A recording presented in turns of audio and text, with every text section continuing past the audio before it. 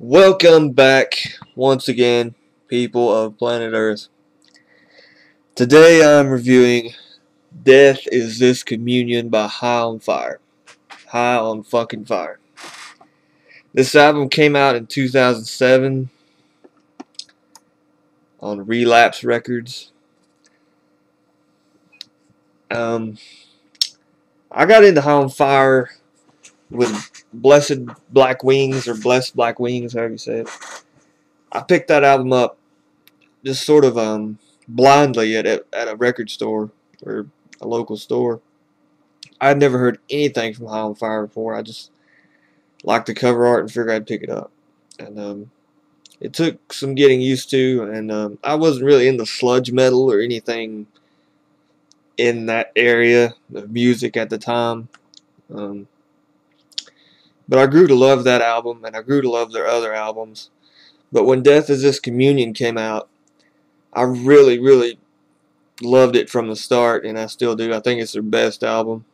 As you can tell on my channel, I only review albums that I like because I just don't see the point in reviewing albums that I hate and just shitting all over them, just for the fuck of it. I mean, what's the use? I just want to talk about what I like. I don't want to be negative and hate on records that I don't like. But anyway, this is one record that I definitely really, really like. If you've listened to High on Fire, you know that their music is hard hitting, it's rough, it's vicious, it's heavy, it's fast. But on Death Is This Communion, they really did some different things on this album. They had, acoustic stuff, some slowed down riffs, almost some stoner Black Sabbath type riffs that they just slowed it down a bit. Almost kind of like a psychedelic kind of tinge to some of these songs. And that's why I like this album. It was kind of like the thinking outside the box High on Fire record. I mean, High on Fire was kind of like, they're kind of like Motorhead, or, that you know what you're going to get when you get a High on Fire record. But this one was kind of, it's just different.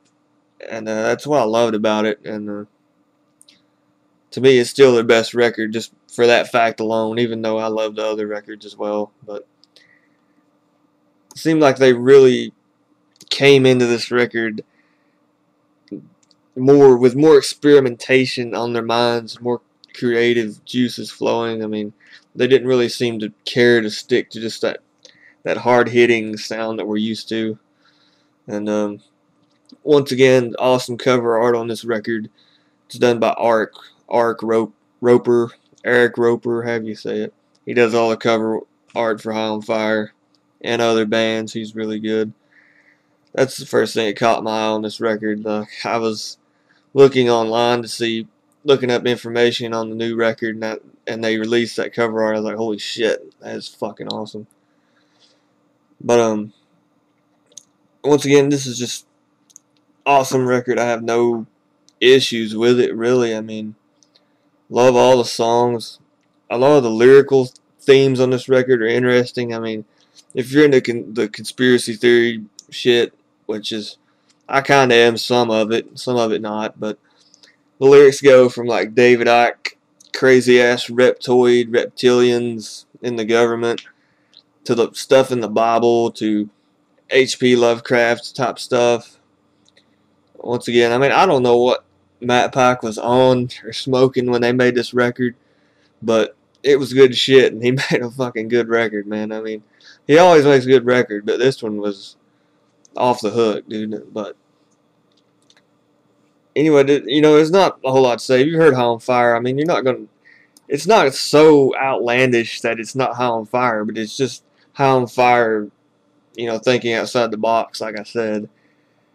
It still has those hard-hitting tracks like Fury Whip and Rumors of War, and it has an awesome instrumental called D2. That's how I say it. It's like D-I or D11, whatever it is. That's almost one of those songs. I think the song actually has an organ in it. I'm not sure. That may be what that is. I don't know. But once again, it's one of those songs that has almost like this Black Sabbath type riffs. And the sound on this record is really good too. It's produced by Jack Endino. He always makes these awesome records, especially his metal records he's done. Everything just sounds so huge, so gigantic, so crushing. And once again on this record, he did that again, man. And he's one of my favorite producers. It seems like every album he produces is just like I said. But and I believe this is the first High on Fire record. They got some new guys in the band, Jeff Matz and Dez Kenzel. Sort of brought in some new life as well. But overall, just a great record. My favorite High on Fire record. I spin this record a lot. It never gets old. And check it out. It's High on Fire. Over and out.